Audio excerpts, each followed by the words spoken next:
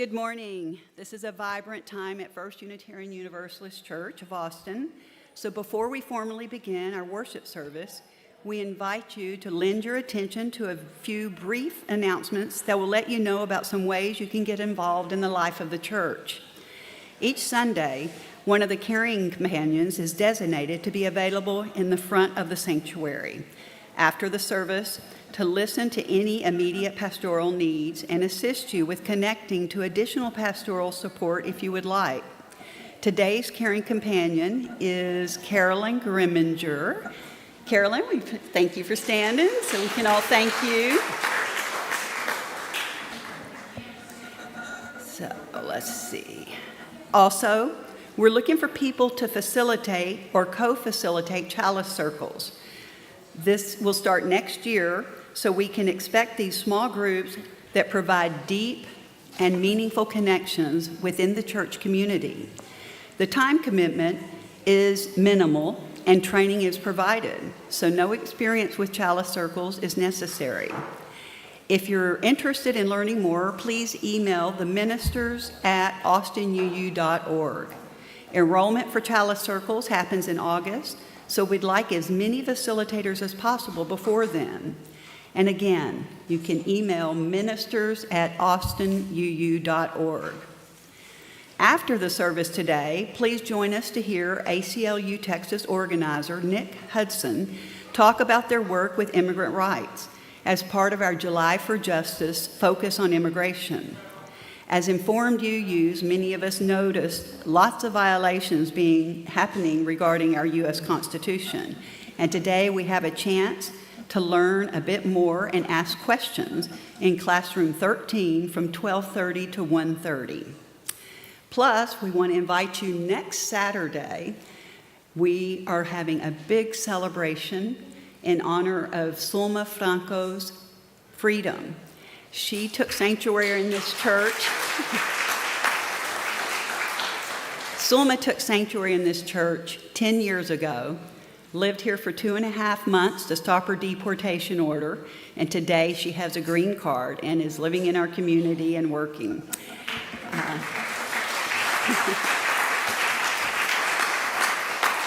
So I hope you'll all be there next Saturday evening from 6 to 8, because you can give the same applause to Sulma herself, along with Reverend Chris, who will be talking with her, both of them. In addition, after we eat with the potluck dinner, remember 6 to 8 o'clock, we'll also have a presentation with Reverend Chris and Sulma both sharing some of their memories and updates, and it should be a great time. We'll have simultaneous interpretation available.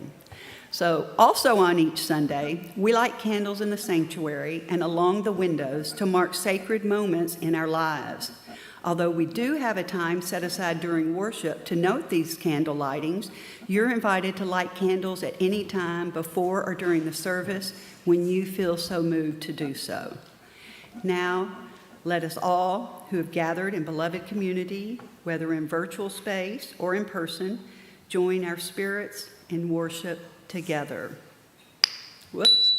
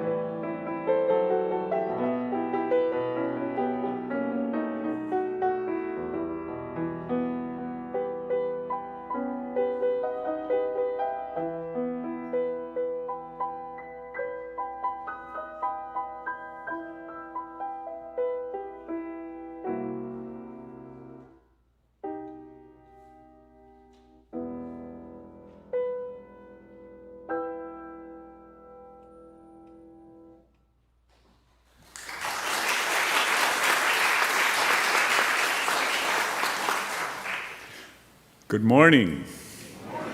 Whether you're joining us online or here at the church, welcome to First Unitarian Universalist Church of Austin. We are a spiritual community dedicated to a free and responsible search for truth, meaning, and beauty. I'm Reverend Chris Jimmerson, co-lead minister. My pronouns are he, him. I am an almost 6-foot white male with brownish, blondish, slightly gray-streaked hair, wearing a brightly colored robe and stole and an Aura smart ring recently exchanged with my now fiancé, Woodrow. Thank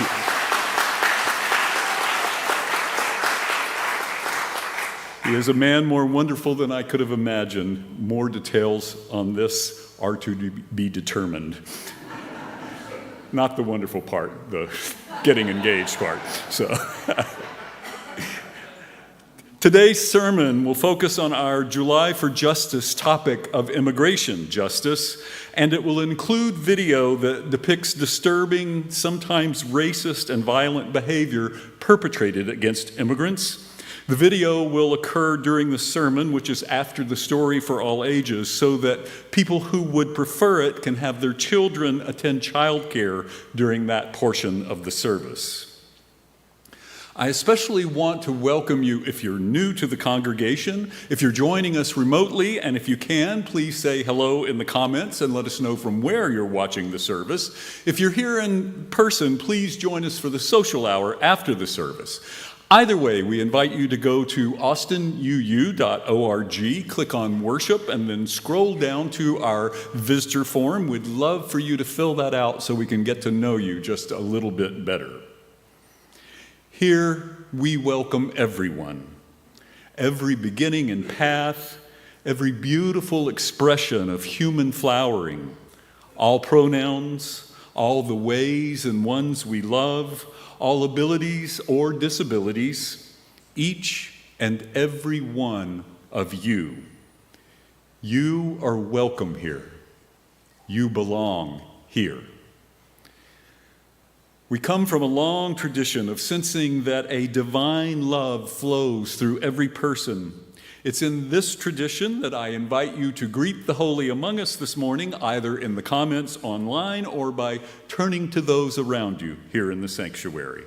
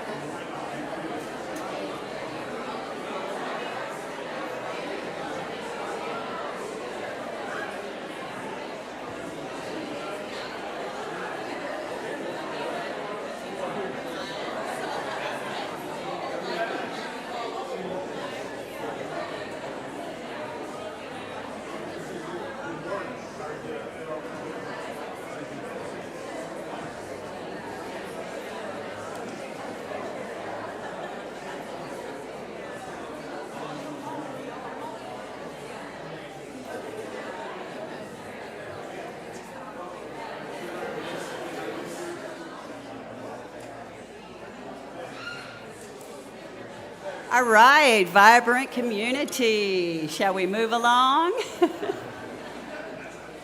Now I get to introduce myself. I'm Peggy Morton. I use she, her pronouns, not verbs. Well, depending on what time it is. But anyway, I'm 5'7". I have a variety of brown, blonde, gray hair. I'm a senior citizen. I'm wearing a blue dress with some kind of, I shouldn't step from the microphone, should I? With some Picasso-esque cats on it. So, anyway. So now, please join me in the words by which we light our chalice. This is the flame we hold in our hearts as we strive for justice for everyone. This is the light we shine upon systems of oppression until they are no more. This is the warmth we share with one another as our struggle becomes our salvation.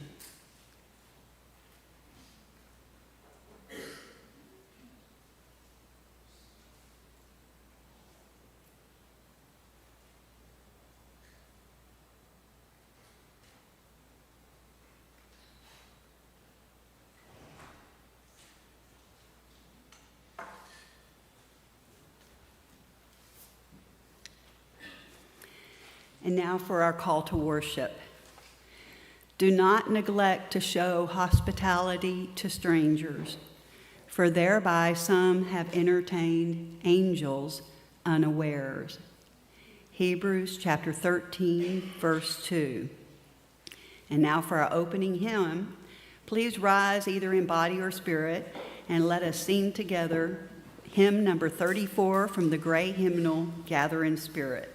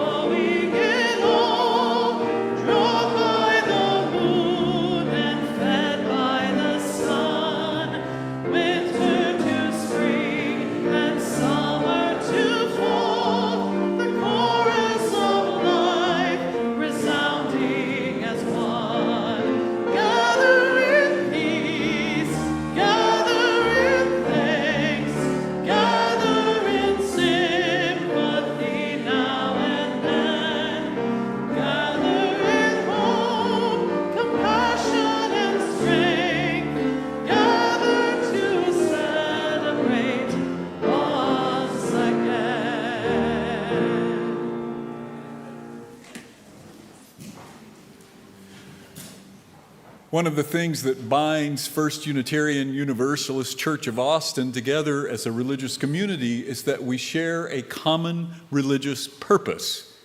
For this church, that common purpose is our mission. The congregation wrote it together, we put it on our wall in the sanctuary, and we say it together every Sunday so that we can carry it with us throughout the week. Let's do so now. Together, we nourish souls, transform lives, and do justice to build the beloved community.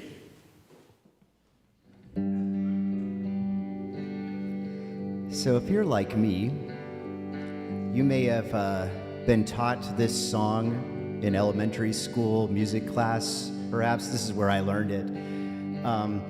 Only a couple of verses, oddly enough.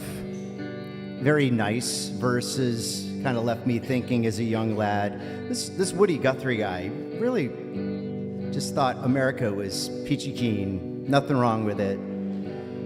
Just like that Bruce Springsteen guy.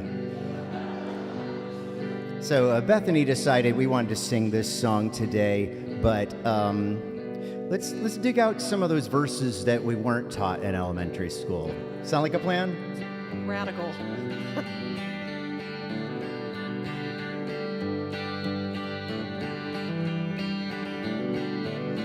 This land is your land, this land is my land, from California to the New York Island, from the redwood forest to the Gulf Stream waters.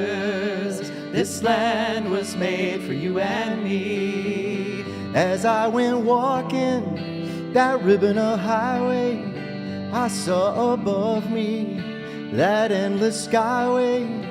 I saw below me that golden valley.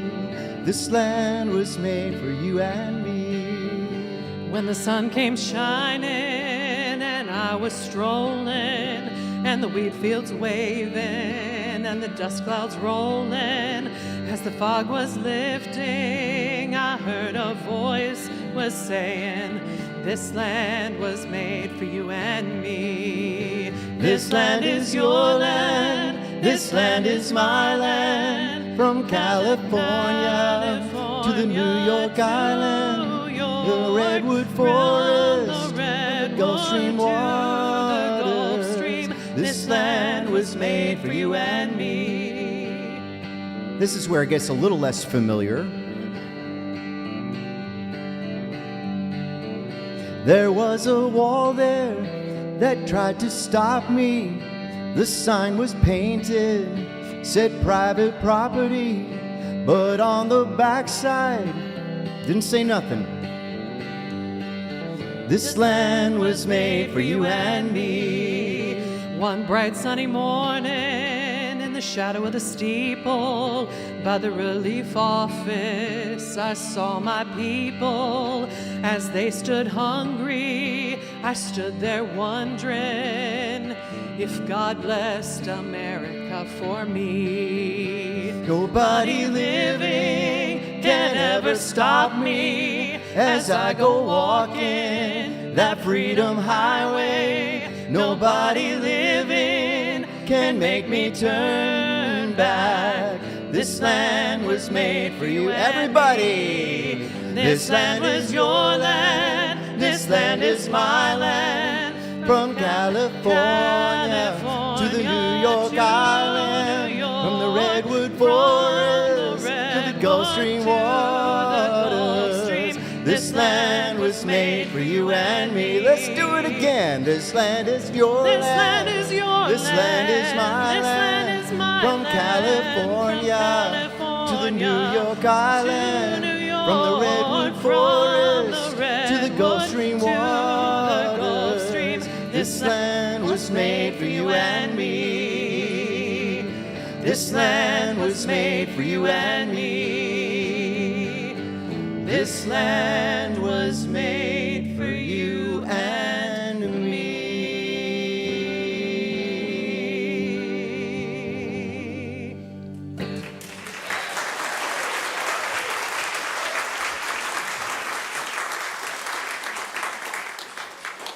Hello, everybody. It is now time for our story for all ages. So if you are anywhere between the ages of, let's say 0 and 1,000, feel free to come on up if you want a nice look at the pictures. Hello there. You're going to miss the pictures like that.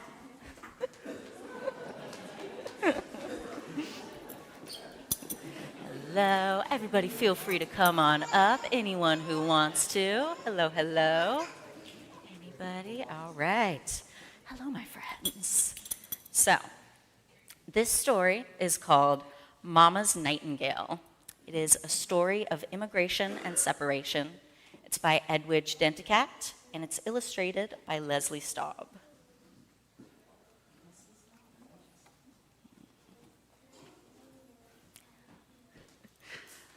When Mama first goes away, what I miss most is the sound of her voice. At night, while Papa's asleep, I sneak out of bed to listen to Mama's greeting on our answering machine. Tampre kite ponti nouvelle pour nous. Please, leave us good news. Papa and I visit Mama every week. Oh, I missed a page. No, let me go back. There it is. Okay. One night, I accidentally erased the greeting, and I can no longer hear Mama say those cheerful words that always make me feel so warm inside. We have no good news. For the last 3 months, Mama's been at Sunshine Correctional, a prison for women without papers. When I ask Papa, what kind of papers does Mama need? He says, papers that say she belongs in this country.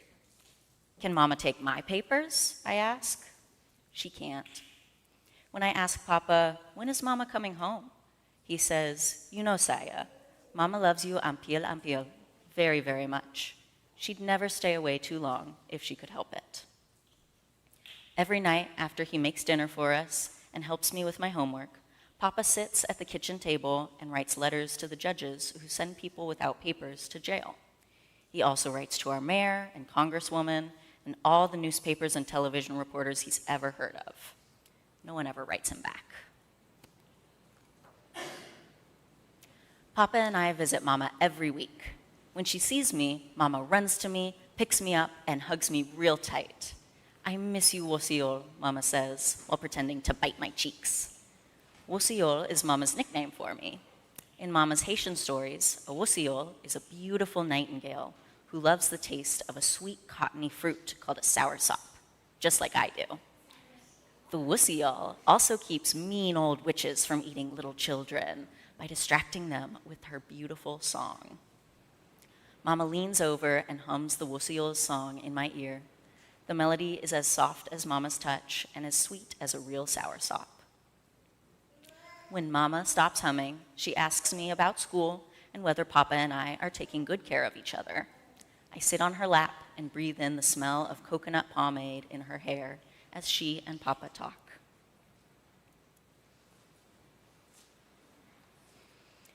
A few days later, a package arrives in the mail from Mama.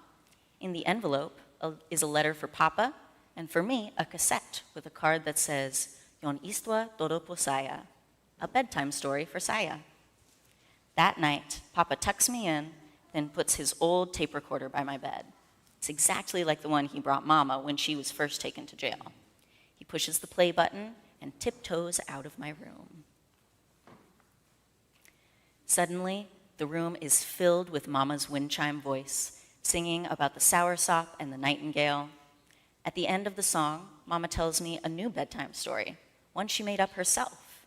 It's about a mommy nightingale who goes on a very long journey and is looking for a rainbow trail in the sky so she can return home to her baby nightingale. I close my eyes and imagine Mama lying next to me as she leans in to whisper the nightingale's story in my ear. I imagine Mama tucking me in, kissing me goodnight, then going to sleep in the next room with Papa. One day, I sit down next to Papa while he is writing one of his many long letters. We listen to Mama's voice together. When the room is quiet again, I ask Papa, when is Mama coming home? He looks like he's going to get angry, but then he bites his lower lip. You know, Saya, Mama loves you ampil, very, very much, he begins telling me, then stops. He suddenly looks sadder than sad, as though Mama might never come home again. Papa, can I write letters too? I ask. Of course, he says. You can write your own story. I take Papa's advice, sit down, and write my own story. When I am done, Papa sends what I have written to one of the newspaper reporters he's been writing to. A few days later, there's a message on our answering machine. The message is from a lady reporter saying that she wants to print my story in the newspaper for everyone to read. In a week's time, because of all the phone calls and the letters to the prison from people who read about us in the newspaper and saw us on TV, Mama is brought before a judge. The judge says Mama can come home with Papa and me while she is waiting for her papers.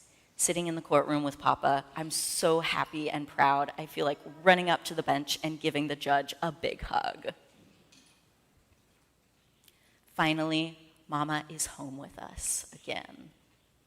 At bedtime, Mama asks me which of her stories I would most like to hear. I pick my favorite one, the one about the mommy Nightingale who skips over rainbows trying to get home. How does the story end? I ask Mama, even though I already know the answer. A smart and brave little nightingale helps her mommy find the right rainbow trail, Mama says, and the mommy follows it home. I like the way Mama's and my story ends too. I like that it's our words that brought us together again. The end. Thank you guys for listening. Let's head on back.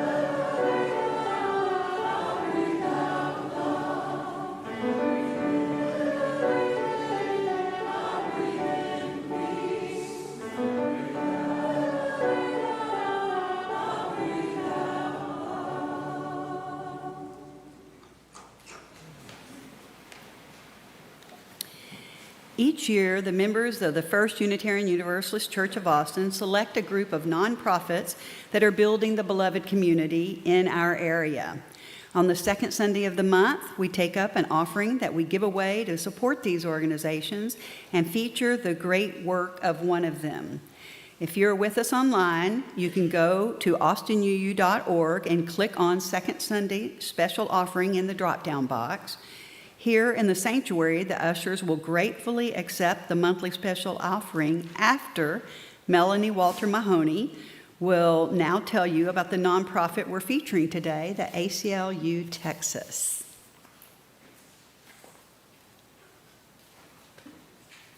Good morning. I'm here on behalf of the Social Action Committee's July for Justice focus on immigration. And we've chosen the ACLU Texas to receive one of our monthly special offerings. The money will help them with their immigration work, like the lawsuit they've filed against Travis County, because our county has not been providing attorneys for everyone detained when they first go before a magistrate judge. The county is getting closer to covering 2 of the 3 shifts, but it's not 100% yet. And we appreciate the ACLU Texas for filing this lawsuit. Also, please join us, as mentioned during the announcements, after the service today to hear from the ACLU Texas organizer, Nick Hudson, in classroom 13, and get your questions answered. ACLU Texas also fought for a variety of causes during the recent Texas legislative session. Here's a video for you to learn more. I want to live in a Texas where my family is safe, where our water is clean, the lights stay on, and every child gets a good education, no matter their zip code. This session, Texas lawmakers had a chance to make that future real. They could have taken meaningful measures to close the gap in teachers' pay, strengthen the power grid, and prepare our state for water shortages. Instead, they passed laws like SB 10, which forces public schools to display the 10 Commandments, and SB 12, which punishes educators for fostering inclusion and denies students the chance to see themselves in what they learn. They singled out communities, made life harder for many of us, and controlled what students are allowed to read and discuss, all while ignoring what Texans actually need. When lawmakers pass bills that seek to shape our lives around their personal beliefs, they're not just playing politics. They're undermining democracy. At the ACLU of Texas, we are here to inform, protect, and prepare our fellow Texans, because everyone should be able to build a good life. No exceptions.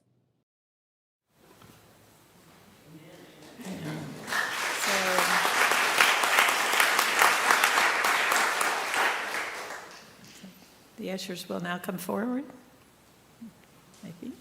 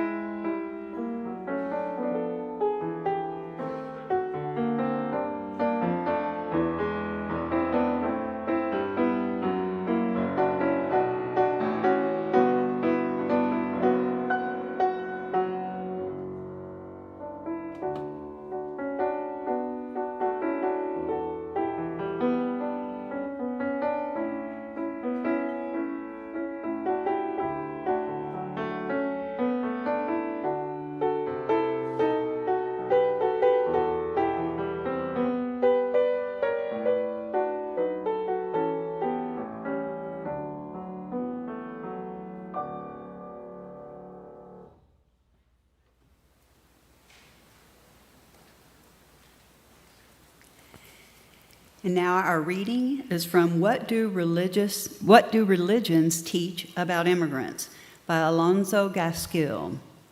The majority of religious traditions teach their adherents the importance of respecting life. Many, such as the Dharmic faiths, have a central teaching, the need to practice ahimsa, or nonviolence in actions, but also in words and thoughts. Thus, most major faith traditions will take the position that if someone from another country or community visits your own, you have a duty to treat them with love, respect, dignity, and honor. The command to embrace, love, and even help those who immigrate or visit is consistent. Indeed, most religions teach that there are spiritual or salvific consequences for negating this sacred commandment.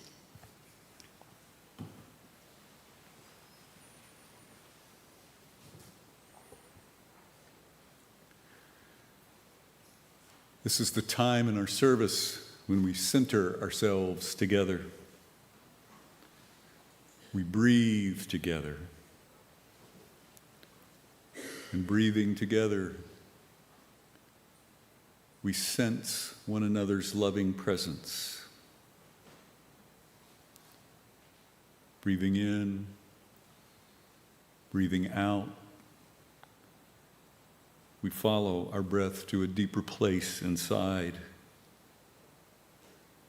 a place of greater wisdom, a place where we know our true interconnectedness. We know that a divine river of love flows through each of us.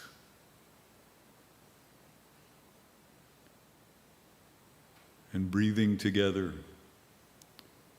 we enter into a time of sacred silence, remembering that we also hold sacred human sounds, including those of small children. Breathing together, we now enter the sacred silence together.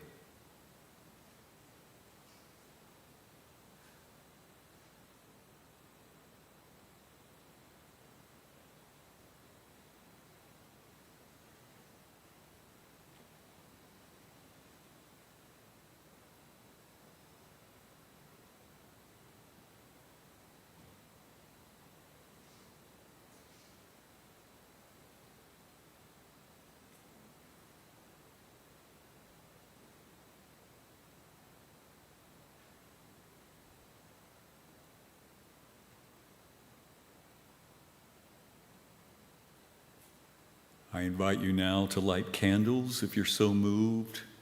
Candles representing sorrow, joy, hope, remembrance, resilience, whatever may be on your heart at this time. As we light candles, I invite you to keep in your mind and heart members of our community who are ill or in sorrow, as well as those who are celebrating joys. Our hearts particularly break for the loss of life and for all those affected by the recent floods here in Central Texas and beyond. Continuing the sacred quiet as our music plays, and those who are moved to do so light candles, let us hold the meditative quiet throughout, including when our music comes to an end.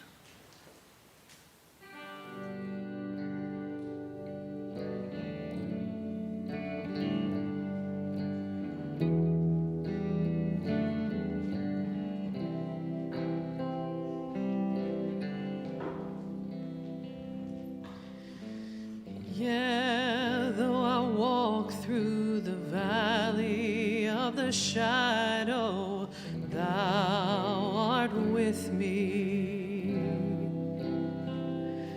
Though my heart's been torn on fields of battle, thou art with me. Though my trust is gone and my faith not near, in love's sanctuary thou art with me. Through desolation's fire and fear's dark thunder, thou art with me. Through the sea of desires that drag me under, thou art with me. Though I've been traded in like a souvenir, in love's sanctuary thou art with me.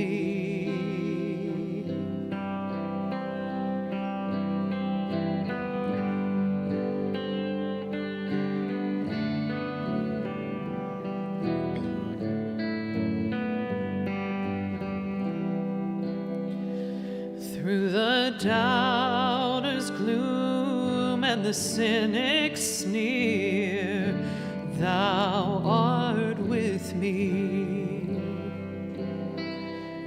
In the crowded rooms of a mind unclear, thou art with me. Though I'll walk for a while down a trail of tears, in love's sanctuary thou art with me. In love's sanctuary thou art with me.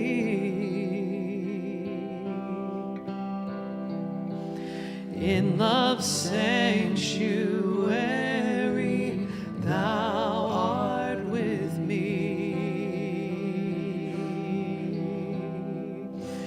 In love's sanctuary thou art with me.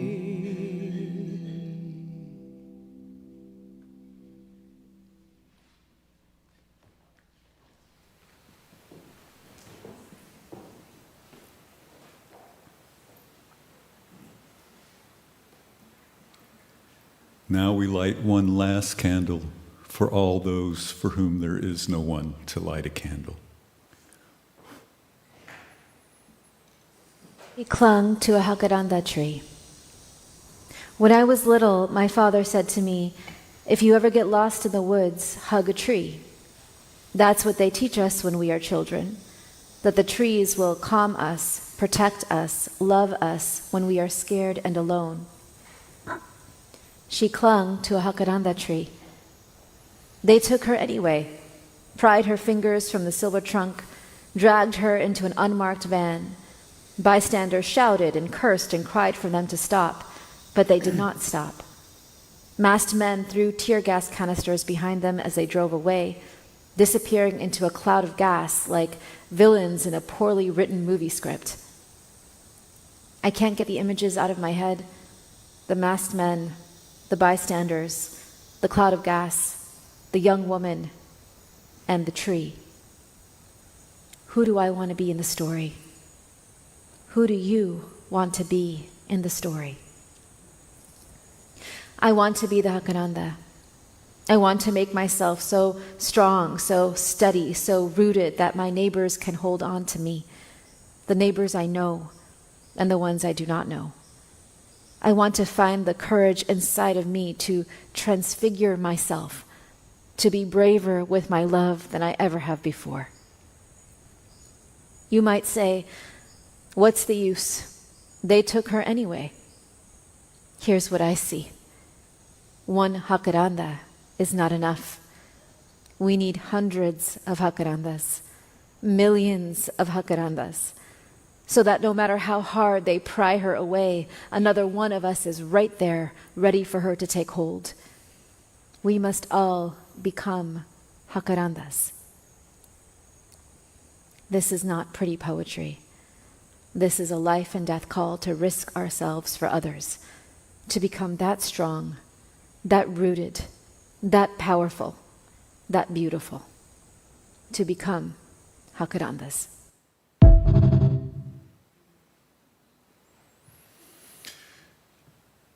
In May of 2015, as you heard earlier, First Unitarian Universalist Church of Austin offered immigration sanctuary to Sulma Franco.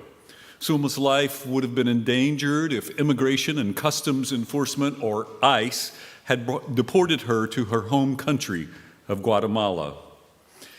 As you heard, if you don't know Sulma or her story, we'll be celebrating her here at the church this coming Saturday, July 19th. Then, in the summer of 2017, we again offered immigration sanctuary to a young man named Illyrio, whose life would also be at threat if ICE were to deport him to El Salvador. Back then, providing church immigration sanctuary involved setting up a private apartment-like area of the church in which Sulma and then later Illyrio could live. At the time, ICE had an internal memorandum dictating that their agents would not enter a church building to detain an immigrant and place them into deportation processing. But because Sulma and then Illyrio might have been at risk if they left the church grounds, church members also provided for meals, groceries, laundry, and the like. And along with a number of other churches and organizations, some of which have joined together since to become the Austin Sanctuary Network, we also worked with Sulma and again, then Illyrio, to conduct a public advocacy campaign. The campaign was designed to gain their freedom from that threat of detainment and deportation, as well as to shed light on a broken immigration system. Sulma's status is now such that she no longer requires church sanctuary. Illyrio remains in a kind of extended sanctuary where he's able to spend some time with his family and loved ones while still accessing whatever safe haven the church can still provide, which I'll talk more about shortly. We've remained part of the Austin Sanctuary Network and still consider ourselves a sanctuary church.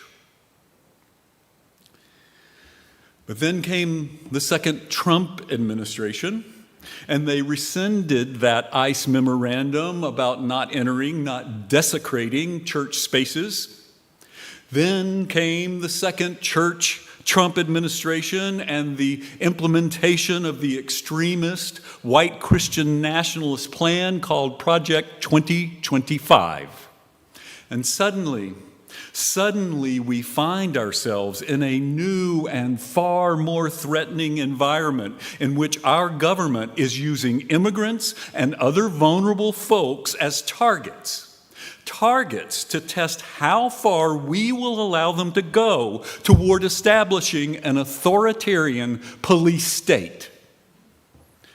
And if we're tempted to think that is an exaggeration, we need only study the history of authoritarian states to understand that this is the playbook aspiring despots have so often used.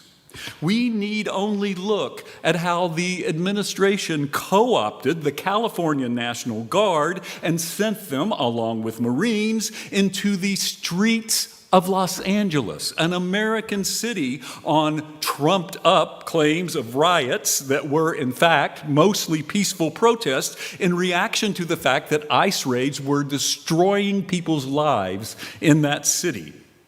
We need only look at photos posted by my friend Loris Ingalls in Santa Ana, California, several miles away from Los Angeles, where the supposed riots were supposedly occurring.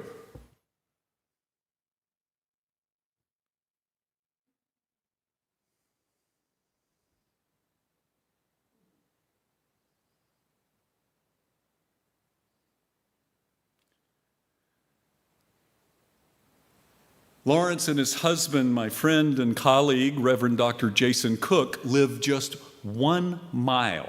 Their house is less than a mile from where those military personnel were deployed, fingers on the triggers of their automatic weapons, no explanation provided for their presence on the streets of this American city. Under the false guise of national security and law enforcement, they are denying due process, violating humanitarian norms, separating families, including children, from their parents, kidnapping people and flying them off to countries where they have never been and that are known internationally as the most egregious of human rights violators. In those countries, and now here in the U.S., in facilities such as the recently opened so-called Alligator Alcatraz in Florida, the Trump administration is placing people into what can only truthfully be called concentration camps. Trump and his supporters, including some in our government, have even made jokes literally celebrating alligators eating people who might try to escape from that facility in Florida, one of them posting "Alligators' lives matter" and suggesting that we feed people to the alligators. And this language is no accident. This is a racist throwback to the early 1900s when black people, especially black babies, were often referred to as alligator bait. The language is on purpose. It is a blatant racist appeal. And because our government and ICE are doing all of this under the cover of lies and secrecy, behind the cowardice of wearing facial masks like the KKK of old, racist vigilantes across the country are adding to the terrorism and victimization by posing as ICE agents themselves. Here is just one extremely disturbing example, though this fool didn't even bother to wear a mask. Where you from? Mexico? You from Mexico? You're going back. A South Carolina man has been charged with kidnapping and impersonating a police officer after officials say he detained a group of Latino men in Charleston County, South Carolina. 33-year-old Sean Michael Johnson is accused of willfully and unlawfully presenting himself as an ICE agent and detaining a vehicle of individuals from moving, according to court records. Parky. No, you cannot drive, bro. You have not a license. Parts of that video that I didn't show are even more disturbingly racist. So, Given this racist, government-sanctioned environment, what do we do? How do we as a church continue to provide faithful sanctuary? And make no mistake, we must continue to do this. At the very least, we must continue to do it to halt the authoritarians from expanding their reign of terror upon even more folks. More vitally, though, we continue to do it because our values, centering us in love, demand this of us. Because that mission we say together every Sunday demands this of us. Because our humanity, the preservation of our very own souls, demands this of us. We cannot know and be a part of the divine love that flows through our universe and allow this to go on. So, how do we continue to do it? What does faithful church sanctuary look like in this age in which we find ourselves? Well, I'm not sure we know all the answers to that yet. I know I don't. We're still learning even as we resist the evils being perpetuated. I began with the video from Valerie Kaur, though, because I think that metaphor of all of us becoming jacaranda trees is so powerful and so useful. We must all become those trees, and as a church, we will also be called to provide more branches for more folks to hang on to. So, for instance, there may be circumstances in which we are still called to provide a literal, physical place for someone to stay within the church. But even when physical sanctuary isn't a viable option, we will still be called to try to metaphorically shelter those whose legal and human rights, indeed their very life and well-being, are at risk by joining in public advocacy campaigns. We're called to let our rogue government know that we are watching and resisting, called to protest, called to demand information on the whereabouts of folks taken into ICE custody and that they receive due process, such as with the 49 people in our community that ICE disappeared recently. And yes, some of us may be called to civil disobedience and personal risk. We are called to demand local law enforcement disengage with ICE and provide proper due process, as you heard, access to legal representation, including for immigrants. We will be called to accompany folks to court and immigration visits, leveraging our own privilege to take sanctuary into the places where ICE abuses are regularly happening. Faithful church sanctuary may also involve detention visits when and if possible, supporting legal expenses, assisting with day-to-day errands of life so that folks have less risk exposure, supporting Know Your Rights and other legal presentations, and helping to set up safe havens and care for children who are separated from parents. And I believe, because these gross violations of human rights are being committed within a grotesque ideology of white Christian nationalism, we must be willing to publicly counter all this by loudly proclaiming this is not religious, this is not Christian.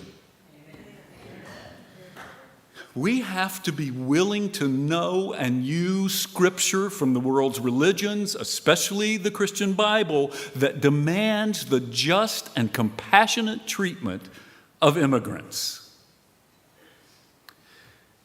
These are just a few examples. We will learn more as we go. We're fortunate to have Peggy from our Inside Amigos Church Immigration Justice Group and Austin Sanctuary Network. please talk with Peggy to find out how you can get involved and what you can do to help your church be that faithful sanctuary to which we are called. My beloveds, for me, this is personal. This is spiritual. It is a religious calling from the very core of our Unitarian Universalist faith. I return to where I started this sermon. Over the years, I've gotten to know Sulma and Illyrio and have come to love them both. I love Sulma's fierceness and her humor and compassion, her willingness to be that jacaranda tree for others, even as she herself was at great personal risk. I love Illyrio's gentle kindness and the steely strength he harbors within, his willingness to be that jacaranda tree for others, even as he himself was also at great personal risk. I cannot truthfully and faithfully live out my own story without recognizing that it is inextricably interwoven with their stories and those of so many more. And so I must try to live their example and do my best to become that jacaranda tree too, to declare in the name of that fierce love that I call God, I will not remain silent. I will not hide away within my privilege. I will do whatever I can to join with my beloveds and replace the injury to God that is being perpetrated by an ideology of spiritual and religious deceit with a faithful sanctuary within which all are loved, all are welcomed, all are supported in their fullest flourishing. This is the true fulfillment of the divine in our world.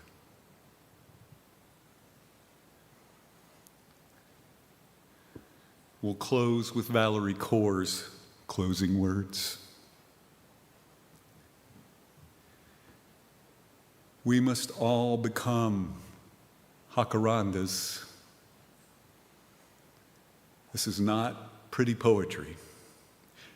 This is a life and death call to risk ourselves for others, to become that strong, that rooted, that powerful,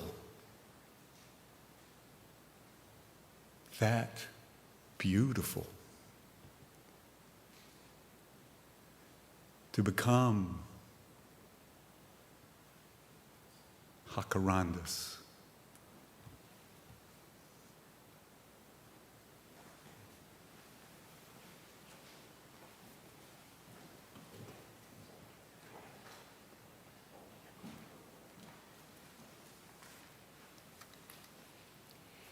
Please now rise either in body or spirit, and let us sing together hymn number 116 from the Gray Hymnal, I'm on my way, verses 1, 4, and 5.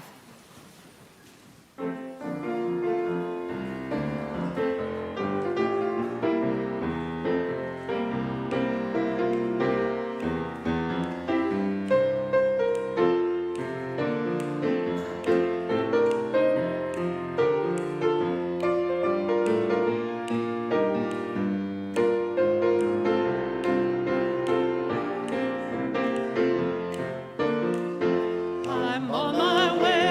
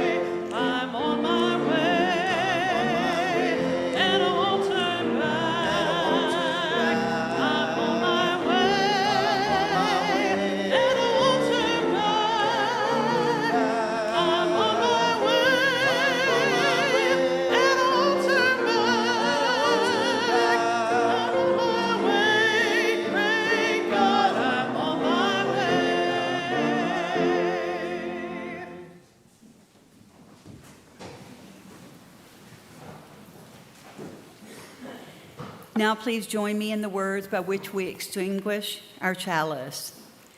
We extinguish this flame, but not the light of truth, the warmth of community, or the fire of commitment. These we hold in our hearts until we are together again.